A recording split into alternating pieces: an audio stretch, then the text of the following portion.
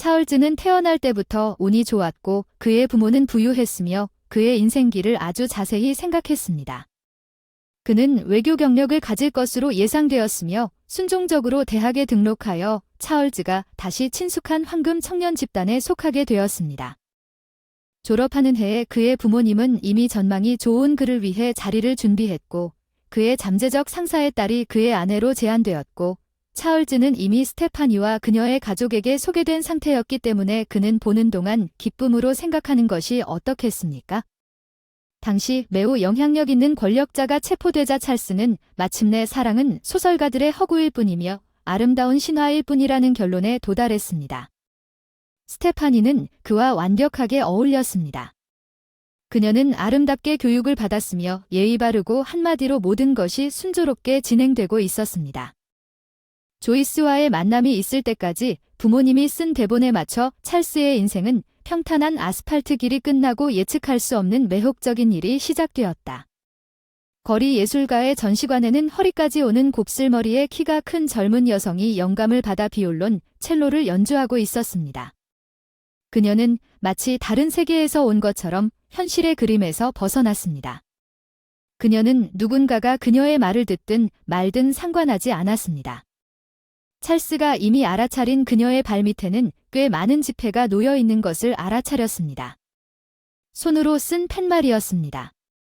돈은 노숙자들을 돕기 위해 갈 것입니다. 그 팻말은 그 돈이 누구에게도 가지 않을 것이 분명했기 때문에 그 남자를 회의적으로 만들었습니다.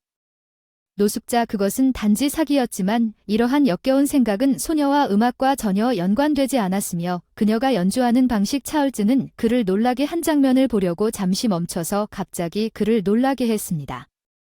그는 왜 그녀가 단순히 돈이 될 것을 두려워하지 않는지 궁금했습니다.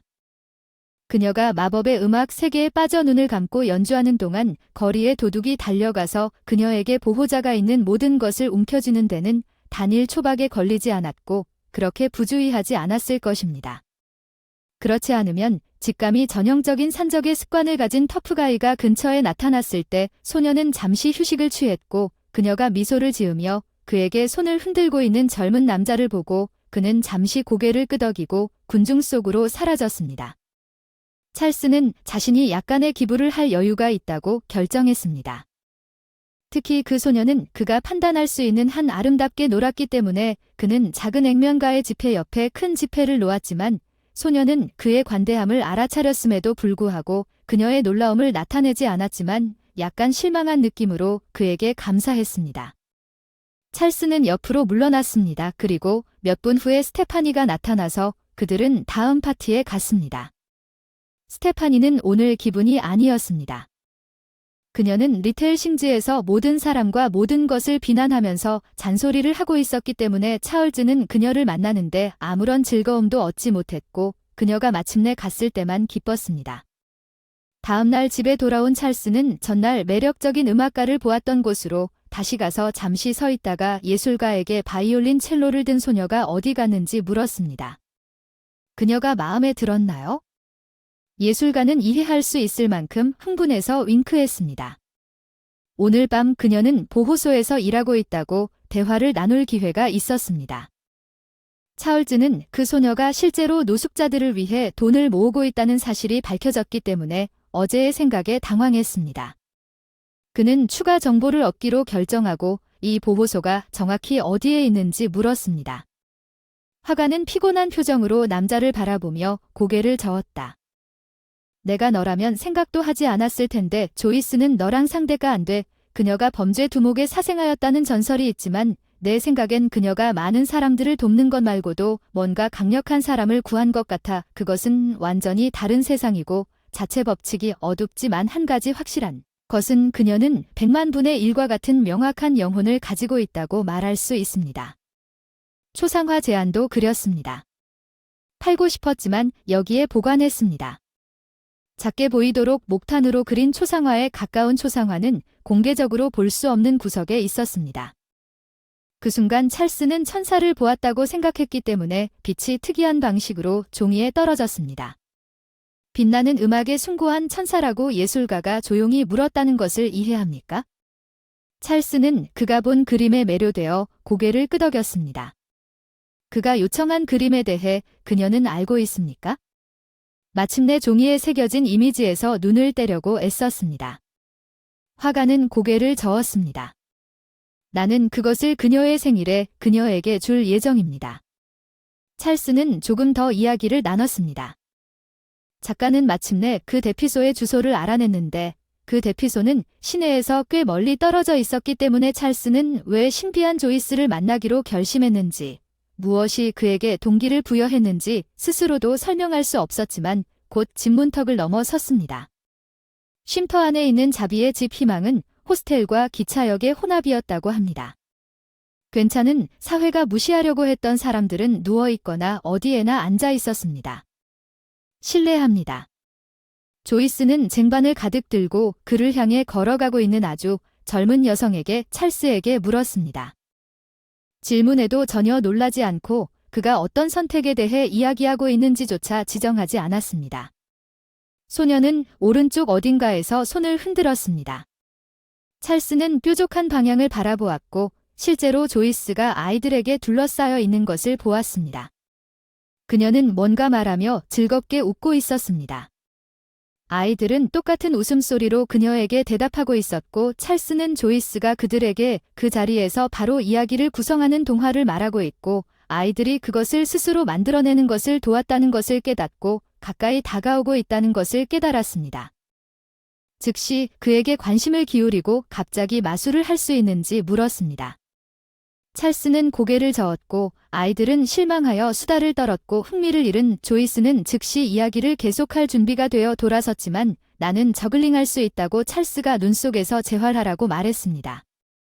그리고 잠시 후 테니스 공, 장난감 고슴도치, 그리고 아이들이 주머니에서 발견한 다른 작은 것들이 공중으로 날아올랐습니다.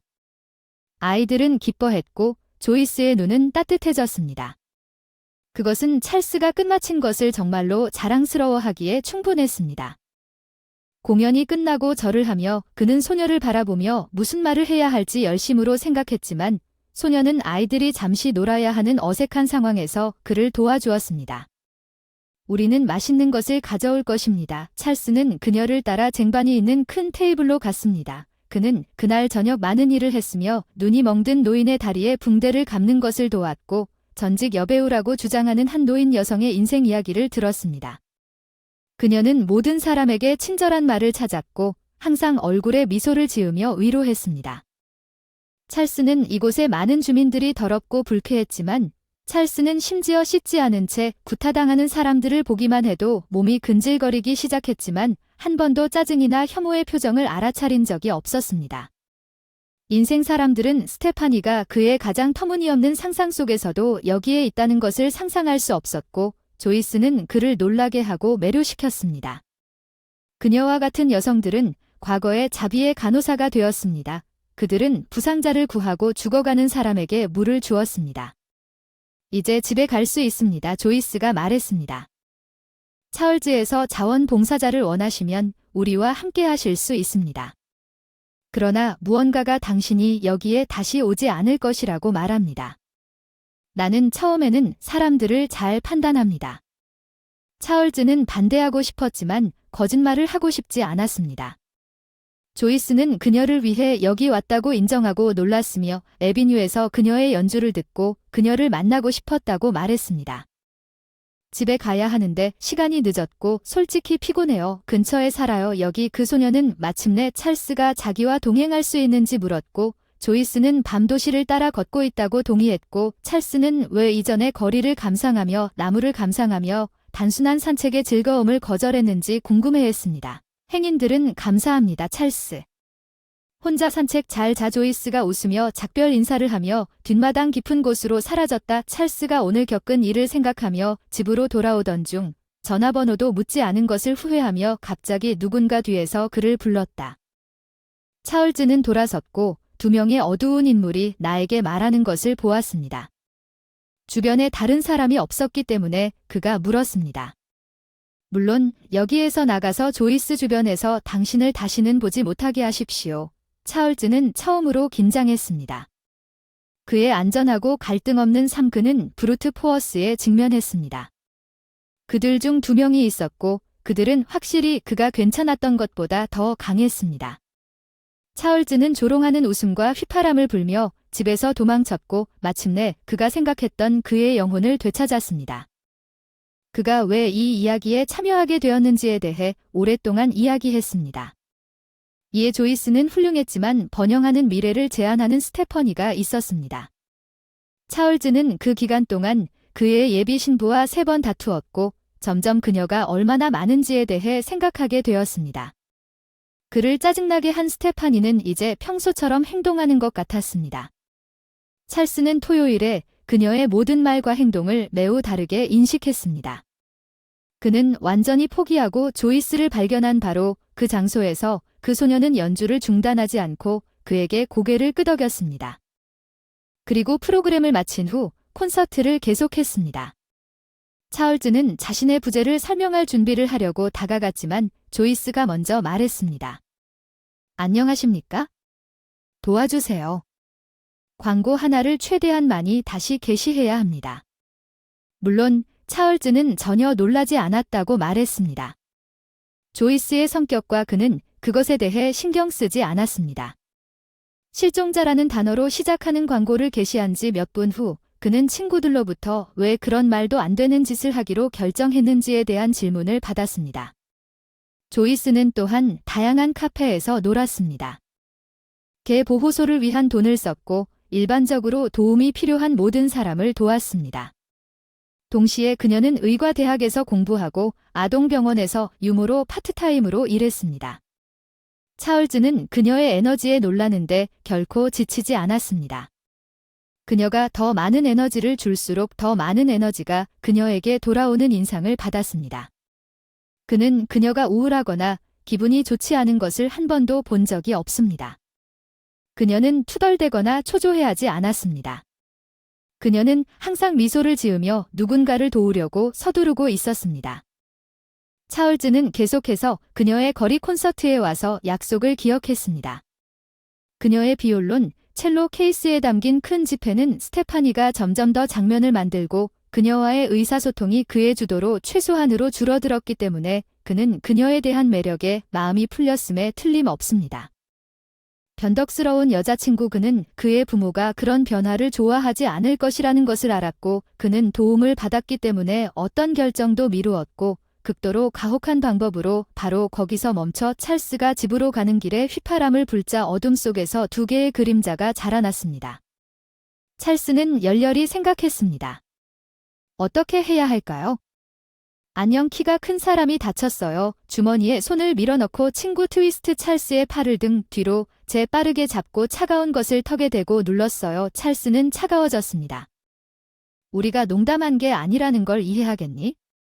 다칠까봐 어쩌면 이 마초의 얼굴을 장식할지도 몰라요. 왜 그가 찰스를 안고 있는 남자에게 길바닥에 침을 뱉으며 그건 확실히 가능하다고 말했다고 믿어야 할까요? 하지만 그들이 사랑에 빠졌다면 어떡하지? 사실 당신은 조이스를 사랑합니까? 예, 그는 속삭였고 그녀와 결혼하시겠습니까? 산적들이 신문을 계속했다고 찰스는 삼켰습니다. 그의 목소리는 거의 사라졌고 그는 중얼거렸습니다. 예, 물론이죠. 글쎄요, 모든 것이 평화로운 어조로 끝났고 같은 순간에 찰스가 쓰러진 것은 좋은 일입니다. 땅으로 떨어지자 2 도적은 어둠 속으로 사라졌습니다. 자신이 다른 남자가 된 것 같은 느낌, 결단력 있고 용기 있고 강함. 조이스는 예상했던 것보다 쉽게 말을 이었다. 아주 우아한 반지. 조이스가 웃었어요. 정말 아름다운 반지네요. 정말 생각해 보셨나요? 이게 매우 심각한 일이라는 걸 이해해요. 찰스가 자신의 말이 최대한 설득력 있게 들리길 바랐다는 걸 이해해요. 예, 저는 결심했어요. 사랑해요. 그리고 나 당신이 내 아내가 되길 바라. 요. 조이스는 여전히 자기 내면 깊은 곳에 무언가를 들으며 웃고 있었습니다. 당신은 당신이 말하는 것을 믿습니다. 그녀는 마침내 말했습니다. 나도 당신과 사랑에 빠졌어요. 찰스, 하지만 잠시 동안 당신 부모님이 찰스의 상상을 신경 쓰실 것 같은 느낌이 듭니다.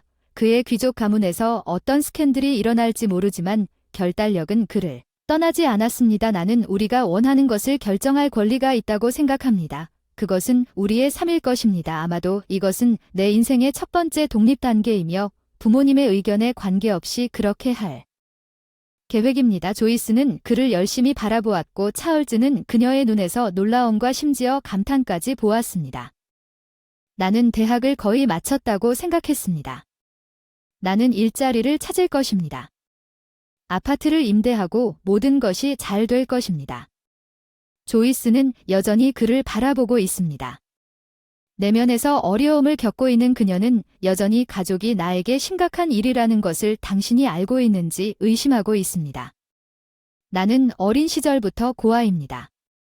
나는 사랑하는 남편이 아이를 갖게 될 것이라는 꿈을 꾸었습니다.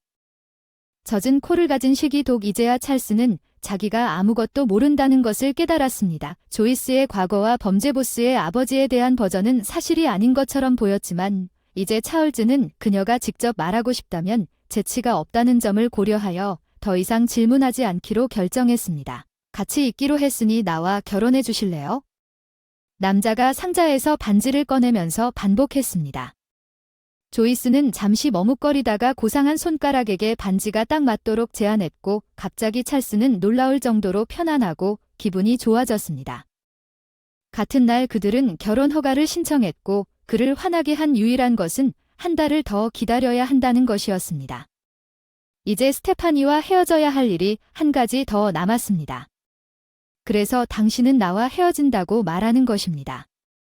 스테파니가 찰스에게 세 번째 반복하지 않았나요? 완벽하게 화장한 속눈썹 눈을 깜빡이는 것 나를 이해하고 용서하려고 노력하는 건 누구의 잘못도 아니지만 다른 여자를 만났고 그 사람과 사랑에 빠졌어요. 찰스는 여전히 평화롭게 헤어지기를 바라더요. 당신을 사랑하지도 않고 당신도 나에 대해 아무런 감정도 없고 우리 부모님이 편리할 것이기 때문에 우리와 결혼하기로 결정했다는 것을 당신도 알고 있습니다.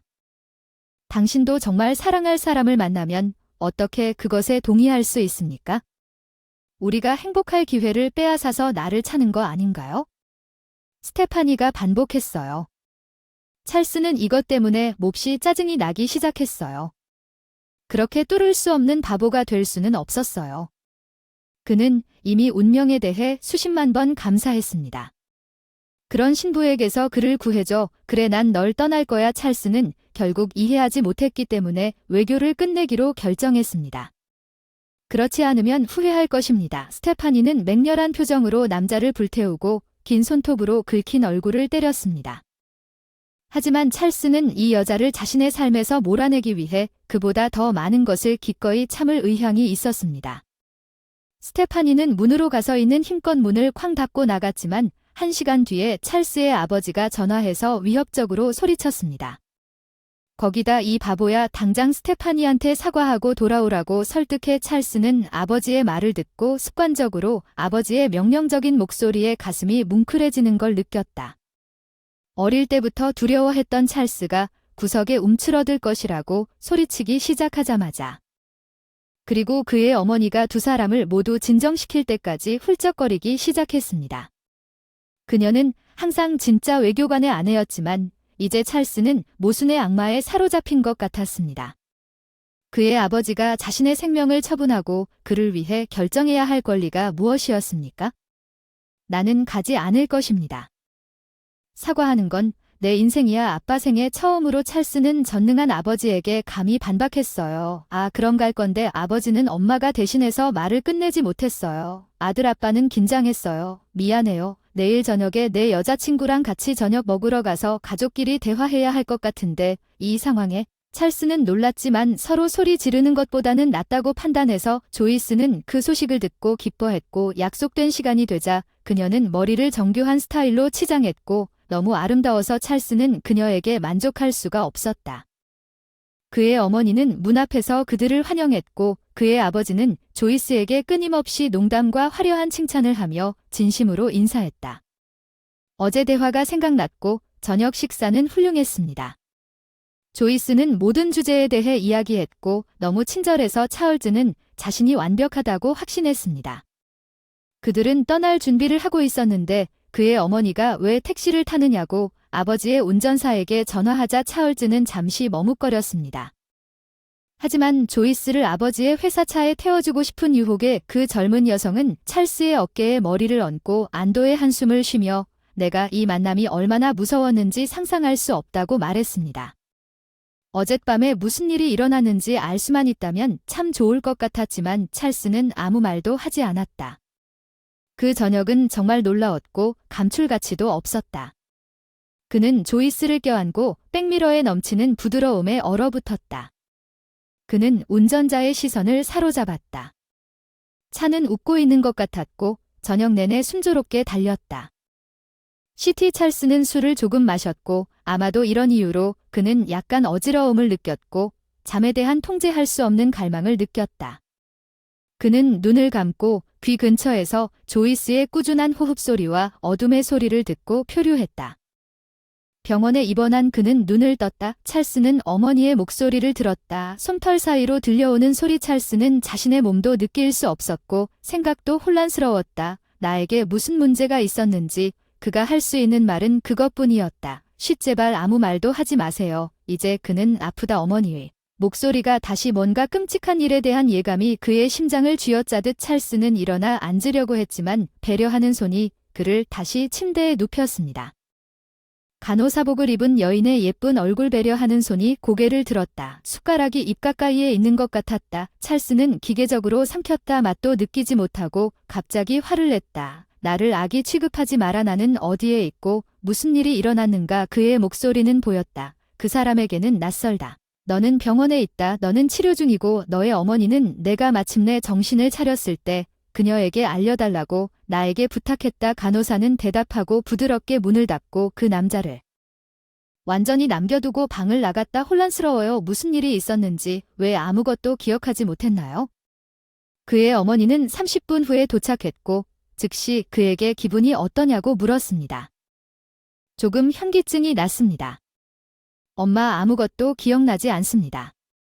내가 여기 있는 이유. 그의 어머니는 30분 후에 도착했고 바로 그에게 기분이 어떠냐고 물었습니다. 조금 어지러웠습니다. 엄마 아무것도 기억나지 않습니다. 내가 왜 여기에 있습니까? 그의 어머니는 아들이 얼마나 진실을 받아들일 수 있는지 평가하는 듯 조심스럽게 아들을 바라보며 옆에 앉아 그의 손을 잡았습니다. 그리고 그녀는 용기를 내어 그에게 당신이 있었던 모든 것을 말하려고 했습니다. 사고가 났을 때 차가 충돌하여 머리를 세게 부딪혔고 조이스는 어디에 있습니까? 그녀를 보고 싶어요. 찰스에게는 그가 소리를 지르고 있는 것처럼 보였지만 사실 그의 목소리는 침묵 속에서 거의 바스락거리지 않았습니다. 방에서 좀 자야 해. 그의 어머니가 말했고 갑자기 차얼즈는 조이스가 겁이 났어요. 알았어. 그녀는 무슨 전쟁 중입니까? 그녀는 병동에 있지 않습니다. 아들 그녀는 마음을 정한 것 같았습니다. 당신은 당신이 사고에서 살아남은 유일한 사람이라는 것을 알 수 있습니다. 그것을 받아들이려면 계속 나아가야 합니다. 그의 어머니는 한숨을 쉬며 멍한 아들에게 반지를 내밀었고 찰스는 그것을 본 순간 그것을 알아보고 그것이 그를 찌르는 것처럼 움츠러들었습니다. 우리는 당신이 의식을 잃은 동안 그녀를 묻었습니다. 그녀는 가족이 없었습니다. 아들의 손을 쓰다듬으면 회복될 것이고 우리는 함께 그녀의 무덤을 방문할 것입니다. 찰스는 갑자기 상처 입은 동물처럼 침대에서 뛰어다니기 시작했고 간호사들은 즉시 방으로 들어가 진정제를 주사했습니다. 며칠이 지나서 마치 안개 속에 있는 것처럼 찰스 일어나서 다시 잠이 들었고 순순히 약을 삼켰고 맛도 없는 것을 몇 스푼 먹은 뒤 다시 정신이 혼미해졌다. 스테파니를 본 줄 알았을 때 그의 부모님이 그를 방문했지만 그는 더 이상 아무 말도 하지 않았다. 찰스의 부모님은 매우 아들이 정신을 차리는데 너무 오랜 시간이 걸리는 것을 걱정하고 안타깝게도 여기에서는 약이 무력합니다. 의사는 어깨를 으쓱했습니다. 그는 사실상 건강합니다. 그의 마음은 여자친구의 죽음으로 인한 고통을 받아들이기를 거부하고 이런 식으로 그를 보호하는 것 같습니다.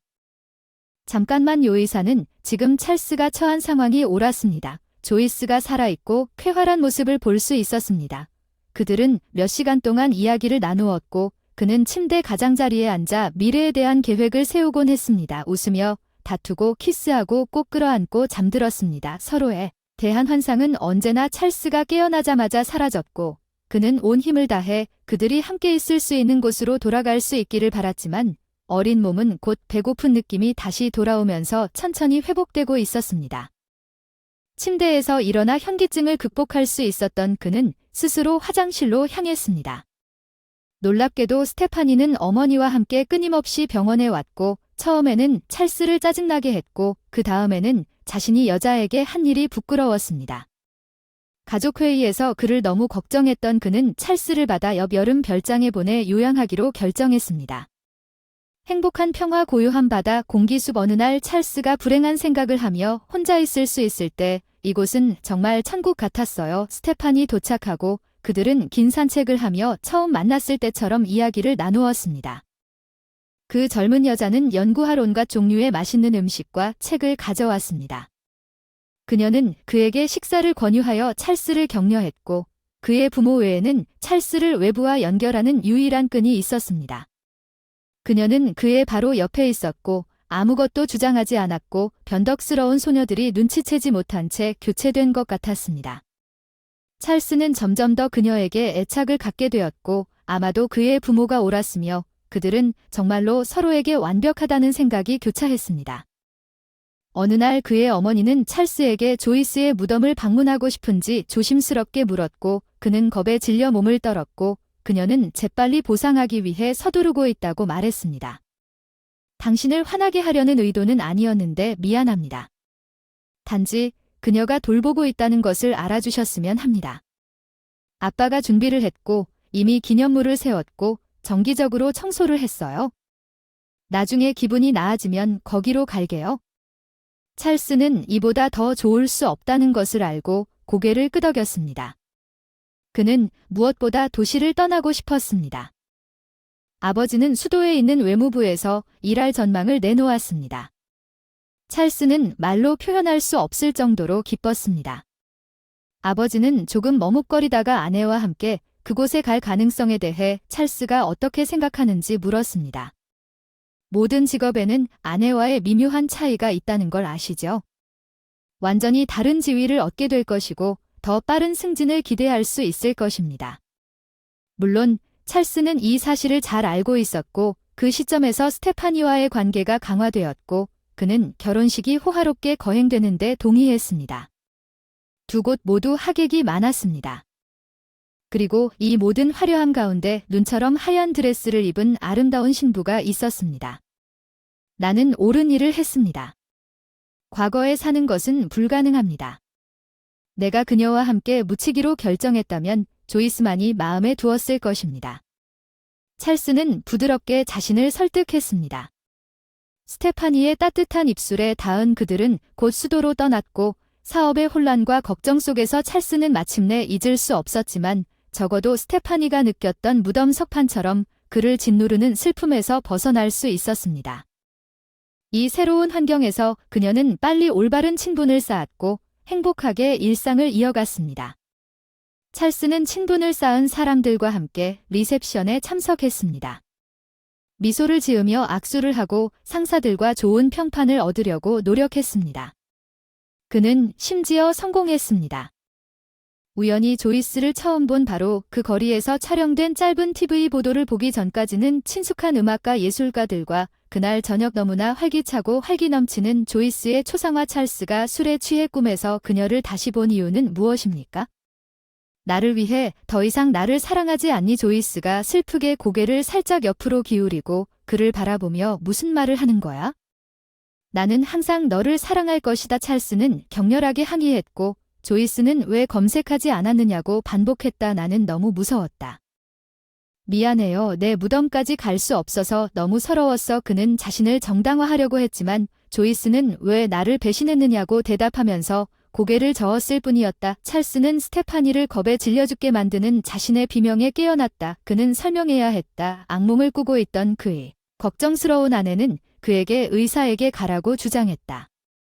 찰스는 진정제를 처방받았고 모든 것이 잠시 멈췄지만 그가 긴장을 풀자마자 조이스는 그의 꿈에 다시 나타났다. 이제 그녀는 전혀 비난하지 않고 그냥 거기 서 있었다. 그리고 어떤 이유에서인지 차얼즈가 그를 다시 비난했다면 그는 적어도 반대할 수 있었지만 그녀는 침묵을 지켰습니다. 약은 별로 도움이 되지 않았습니다. 찰스는 먼저 복용량을 늘린 다음 아마도 마셨을 스트롱거 약으로 바꿨습니다. 직장을 잃을지도 모른다는 두려움이 아니었다면 스테파니는 더 이상 고민하지 않고 자신의 상태를 가장 먼저 알아차린 사람이었습니다. 그녀는 찰스에게 짐을 싸게 하고 치료를 받은 지 6개월이 더 지나서 찰스가 우연히 도망쳤던 날 치료를 위해 병원에 갔습니다. 중앙 사무실에 있는 그의 아버지에게 그 남자는 나이에도 불구하고 멋져 보였습니다. 그들은 이야기를 나누고 커피를 마시고 만족스럽게 헤어졌습니다. 그의 아버지는 차에 탔고 찰스는 운전자를 잠깐 보았습니다. 그 끔찍한 날, 그러나 그의 부모님은 처음으로 자신이 유일한 생존자라고 말했고 찰스의 마음에는 의심이 스쳤고 그는 그의 어머니 아들에게 전화했습니다. 당신은 착각한 것 같아요. 그는 전화로 보안 서비스의 지인에게 연락하여 자동차와 운전자가 데이터베이스에 있는지 물어봤습니다. 그 대답은 그를 깜짝 놀라게 했습니다. 사고가 없었다는 사실이 밝혀졌습니다. 찰스는 그들이 자신에 대해 또 무슨 거짓말을 했는지 궁금해하는 것을 멈출 수 없었습니다. 의도적으로 조이스와 헤어졌고 그는 떨리는 손으로 그들을 결코 용서하지 않을 것입니다. 찰스는 병을 열고 그의 손바닥에 약을 부었습니다. 그는 더 이상 살고 싶지 않았지만 구원받았고 이번에는 감옥에서 2주를 보냈습니다. 병원에서 퇴원한 날 집에서 깜짝 놀랄 일이 있었습니다. 그는 스테파니에게서 메모를 발견했습니다. 당신은 당신의 인생을 원하는 대로 할 수 있지만 당신이 내 인생을 망치게 놔두지는 않을 것입니다. 이혼 소송을 제기할 예정입니다. 추가 사건은 엄청난 속도로 진행되었습니다. 찰스가 해고되었습니다. 예배를 마치고 그는 소지품과 나머지 돈을 챙겨 고향으로 떠났습니다. 찰스가 아버지에게 전화를 걸었을 때 그는 아들에게 자신의 문제를 처리하라고 경멸적으로 말하고 전화를 끊었습니다. 찰스는 그 순간부터 자신이 페르소나가 되었다는 것을 깨달았습니다. 그의 부모에게는 다행스럽지 않은 문제는 끝이 없는 것처럼 보였고 돈이 바닥나고 곧 임대료를 지불할 돈도 남지 않았습니다. 일자리를 찾는 것도 쉽지 않았습니다. 아마도 누군가가 자신의 사람에 대한 가장 불쾌한 의견을 공개하기 위해 매우 열심히 노력했을 것입니다. 이전 그부들은 전화를 받지 않았고 곧 찰스는 의심이 문자 그대로 내부에서 그를 갉아먹고 있을 때에도 최소한 조금이라도 벌기 위해 모든 기회를 잡았습니다. 그는 조이스가 살아있어도 찾으려고 노력하지 않았습니다. 그녀는 확실히 그런 것이 필요하지 않았습니다. 겁쟁이이자 게으름뱅이인 동시에 계속되는 불운의 수렁은 그를 점점 더 깊이 빨아들였고 그래서 밤을 지낼 곳조차 없는 날이 왔고 다른 선택의 여지가 없었고 그의 발은 조이스 운명과 함께 방문했던 바로 그 피난처로 찰스를 이끌었습니다. 모든 것이 훌륭한 모카입니다. 이제 그가 예쁜 소녀 자원봉사자의 손에서 뜨거운 수프 한 접시와 차 한 잔을 감사하게 받아들일 차례였습니다. 당신에게는 힘들었을 것입니다. 다음 침대에서 수염이 자란 남자가 동정 어린 눈으로 그를 바라보았습니다. 다른 때라면 찰스가 대화에서 물러났을 텐데 이제 그에게는 동료애가 필요했을 뿐이야. 그의 인생은 불공평했어. 찰스는 낯선 사람의 목소리에 담긴 진심 어린 동정에 감사하다고 인정했다. 너 자신을 불쌍히 여기지 마라. 수염 기른 남자가 시험은 인간에게 헛되이 주어지지 않은 것은 정신이 약한 사람은 쓰러지겠지만 강한 사람은 견디고 스스로 성장할 수 있을 것입니다. 턱수염이 난 남자는 미소를 지었고 그의 얼굴은 잠시 맑아지고 기뻐졌고 찰스는 그의 눈에서 희망을 보았습니다. 수염난 남자는 다시 미소 지었습니다. 그리고는 침대에 누워 담요를 덮고 코를 골았다. 찰스는 또다시 혼자 생각에 잠겼다. 문득 누군가 그의 이름을 알아듣고 뒤를 돌아보던 소녀가 애쓰며 자신을 바라보고 있는 것을 보았다. 그는 자신이 도망쳤던 10대 소녀를 알아보았다. 그가 조이스 찰스와 함께 여기에 있었을 때 그녀는 놀랍게도 그녀에게 물었습니다. 그것은 찰스가 그녀에게 아무것도 설명할 방법을 모르고 말할 수 있는 전부였습니다. 당신은 갑자기 사라졌고 그 소녀는 분명한 욕망을 가지고 매점에 앉았습니다. 얘기 좀 하자. 응, 상황이 있었어. 마지못해 찰스에게 대답해. 나 오랫동안 아팠고 지금 여기 있어. 잠깐만. 그 여자가 재빨리 주머니를 뒤져 그에게 명함을 건넸으니 여기 가면 일을 도와줄 거야. 확실히 우리 전 자원봉사자 중 한 명이 자선단체를 설립했고 이미 많은 사람들이 내일 행운을 시험해 볼 수 있도록 도왔습니다. 아마도 찰스는 행운이 자신에 관한 것이 아니라고 생각하고 자선센터에 관심 없이 명함을 볼 기회를 얻게 될 것입니다. 조이스는 비문을 읽었고 그의 눈은 어두워졌습니다. 다행히 그 친절한 소녀는 이미 떠났고 아침에 야른 담요로 머리를 덮고 조용히 우는 것을 아무도 보지 못했습니다. 차얼즈는 주어진 주소로 갔습니다. 한 여성이 그를 맞이하고 사무실로 초대했습니다. 그녀의 이름표에 적힌 이름은 메리였습니다.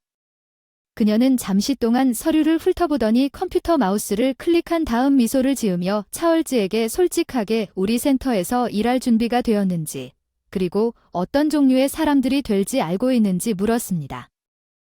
차얼즈를 상대해야 한다고 고개를 끄덕였고 메리는 사회에서 소외된 사람들을 상대한 경험이 있는지 물었습니다. 나는 다른 센터에서 자원봉사를 거의 하지 않았지만 그곳에서 잠시 동안만 카드를 받았습니다. 이력서에 졸업했다고 적혀 있습니다. 국제관계학부 출신이고 세계 국어를 구사할 수 있다고 생각하시나요? 찰스는 한 번도 시도한 적이 없다고 인정했지만 할 수 있다고 확신했습니다. 다른 사람들이 아이들과 함께 우리에게 오세요. 저희 디렉터인 에마어라이는 고아원에서 자랐고 그는 아이 돌보는 걸 최우선으로 생각해요. 이렇게 하자 보호관찰을 받게 될 거예요. 물론 오늘 결혼 방식은 감독님이 직접 결정하실 거예요. 비서가 웃을 거라고는 상상할 수 없을 정도로 로맨틱한 이야기예요. 차얼즈에게 그녀가 아는 모든 것을 감독과 그의 미래 아내가 같은 고아원 출신이라고 말했습니다. 그는 그녀에게 형제 같았지만 평생 그녀를 사랑했지만 인정하지 않았습니다. 그는 그녀를 돌보고 모든 일을 도왔고 그녀는 떨어졌습니다. 어떤 부자와의 사랑 그는 그녀를 바보로 만들어 그녀와 결혼하겠다고 약속했지만 그의 부모님은 반대했지만 사람들이 얼마나 끔찍할 수 있는지 상상이 됩니까? 자세한 내용은 모르지만 그녀가 납치되어 감옥에 갇힌 것 같습니다. 신랑이 밝혀졌습니다. 겁쟁이가 되어 그녀와 라이 씨를 떠났습니다. 친구 추적 조이스 덕분에 결국 모든 것이 잘 풀렸어요. 조이스는 구출되었고 그들은 마침내 오늘 바로 여기서 결혼하기로 결정했습니다. 메리는 트라이엄프에서 차얼즈를 바라보며 무슨 일이 있나요? 창백해 보이네요. 물 좀 갖다 줄래? 아니 괜찮아 합격할 거야 찰스가 애쓰며 말했다. 메리는 그를 유심히 살펴보더니 결연히 서랍을 꺼내 지폐 몇 장을 꺼냈다. 이것은 선지급 월급이고 센터에서 살면 된다. 당신의 방을 보여주세요. 꼭 우리 강당으로 와주세요. 모두가 결혼식을 위해 거기 모일 것입니다. 그의 몇 가지 소지품을 방에 남겨두고 차얼즈는 에번으로 갔습니다. 그는 차얼즈를 알아보고 같은 장소에 있는 예술가를 발견하고 혼란스럽게 모든 것을 쥐에 깊게 들었습니다. 차얼즈는 이미 결정한 작은 패키지를 가지고 센터로 돌아왔기 때문에 예술가의 마음을 감동시키는 데 성공한 것 같습니다. 아직 그의 인생에서 가장 중요한 과제가 하나 더 남아있는 홀은 모든 시설을 갖춘 거대하고 넓은 방이었습니다. 공연 행사와 영화 감상 이제 모든 여유 공간은 음식과 음료가 담긴 테이블로 가득 차 있었고 거기에는 많은 사람들이 모여 있었습니다. 찰스는 쉽게 길을 잃을 수 있었고 여기에서 기둥 뒤의 구석에 자리를 잡고 확실한 보호를 받았습니다. 박수갈채를 위해 홀에 들어가는 커플 우아한 양복을 입은 키가 크고 마른 남자와 무게를 가하지 않은 레이스로 짠 것처럼 사랑스러운 웨딩드레스를 입은 신부 그녀의 얼굴은 베일로 덮여 있었고 마치 공중에 떠 있는 것처럼 쉽게 발걸음을 옮겼습니다. 신랑이 신부에게 키스하기 위해 베일을 뒤로 던졌을 때 그의 마음은 그녀가 살아있고 진짜 조이스라고 느꼈습니다. 찰스는 말문이 막혔습니다. 그녀는 비교할 수 없을 정도로 아름다웠습니다. 그것은 실수로 남겨진 친절과 자비의 천사의 얼굴이었습니다. 죄 많은 지구 찰스는 그들이 키스하고 심장이 피를 흘리는 고통이 있다는 것을 몰랐지만 그는 그가 사랑한 여자의 모든 특징을 기억하는 것을 계속 지켜보았습니다. 그녀는 조금도 변하지 않았고 아름답고 활기차게 남아 있었습니다. 이것이 거리 예술가가 묘사한 방식이었습니다. 내일 찰스가 다른 결혼 선물들과 함께 남겨둔 초상화에 있는 그녀는 패키지를 열고 그림 뒷면의 비문을 읽을 것입니다. 용서하세요. 조이스는 나를 용서하고 기뻐하세요. 찰스의 생각은 박수 소리와 환호성 소리에 묻혀버렸습니다. 손님들은 소란을 이용하여 홀에서 나갔고 빈 입구 카운터에 방 열쇠를 두고 기차역으로 걸어갔다. 이전 집에서 이전 삶에서 아직 알려지지 않은 새 집으로 찰스는 멀리 북쪽으로 가기로 결정했습니다. 아마도 북쪽에서 기억에 불타는 고통을 식힐 수 있을 것이라는 것을 알았습니다. 미안해요. 친절한 여인 메리 꼭 그럴게요. 첫 수입부터 갚겠다고 약속했다. 찰스는 사라지는 고향의 윤곽을 바라보며 7년이 지났다. 오로라가 온 지역을 비췄다. 그때 튼튼한 수염을 기른 나무관리인이 숲 밖으로 스키를 타고 왔지만 걔는 그를 쫓아 달려가며 건너갔다. 들판으로 가서 가장 가까운 집으로 가는 찰스는 미소를 지으며 그를 따라갔고 몇 분 후에 아이들의 목소리가 들렸다. 개와 놀고 있는 그의 아이들 쌍둥이들이었고 현관에는 찰스의 아내, 그가 빚을 지고 있는 바로 그 메리가 몇 년 전에 기다리고 있었다. 첫 번째 돈을 벌고 나서 찰스는 그녀에게 감사의 편지를 썼고 그녀에게 이체를 보냈습니다.